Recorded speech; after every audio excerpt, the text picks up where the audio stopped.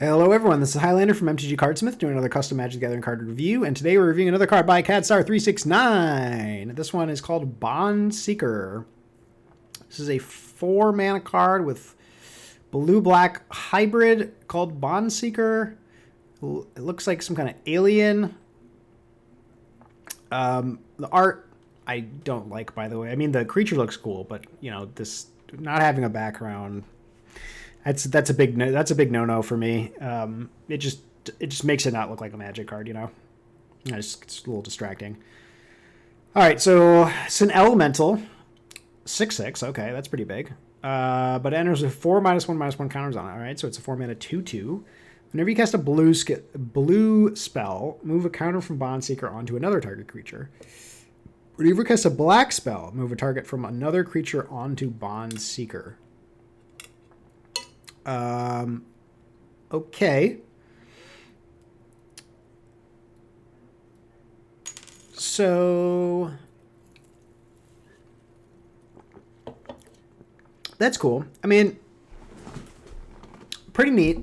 The thing that really throws me off here is it feels like the blue and black triggers should be swapped. It feels like black should move counters from Bondseeker onto another creature, because you're essentially moving. I mean, I know this thing could have other counters on it, but you're essentially moving -1/-1 counters most of the time, right?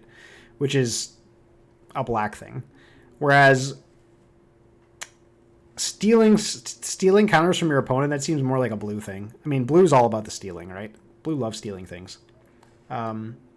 So to me, it really seems that those should be swapped. And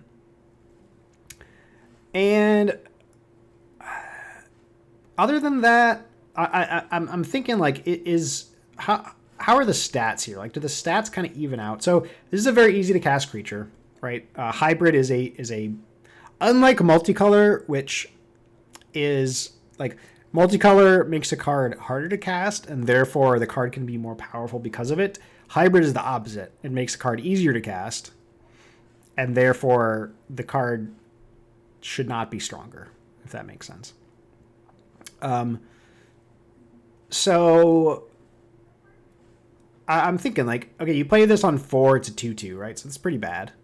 And then the next turn, let's say you cast 2 black spells. This becomes a 4/4, and you get to put a -1/-1 counter on something. It seems pretty good, actually. Sorry, I was using the version in my head, not the actual one you have here. But yeah, stats are fine. I mean, you could kind of try all different versions of this card, right? I mean, you could have a version that, like, costs 2 mana. It's a 4/4. Comes in with like 2 -1/-1 counters on it, or 3 even. You know, you could have all sorts of versions. I think this version's fine. This version seems totally fine. So yeah. I mean, I like Bondseeker. It's a pretty cool card. I mean, you know, it's pretty easy to get the trigger, right? Casting spells is easy. It's the easiest thing to do in Magic other than playing lands. So yeah, my really only gripe is I think that the blue and the black trigger should be swapped. That's really the main thing. But overall, you can get quite a bit of value out of this card. So yeah, I mean, I like Bondseeker. And the art also is a gripe. So this would be a 7 out of 10 card for me, but I have to give it a 6 out of 10 because of the art and the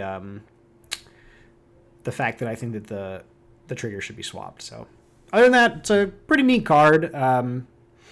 You know, you have a habit of making. I mean, and there's nothing wrong with this. You have kind of this habit of making cards that are, you know, just unique enough to where you're like, oh, okay, this is kind of neat, but you don't go too far and kind of go off the wall with, you know, which is kind of the other side of the coin. So I do think you could take a few more risks with some of these designs, but there's nothing wrong with what you're doing, certainly. So yeah, Bondseeker I like. Just those couple issues I mentioned, and this one gets a 6 out of 10. Thank you guys for watching.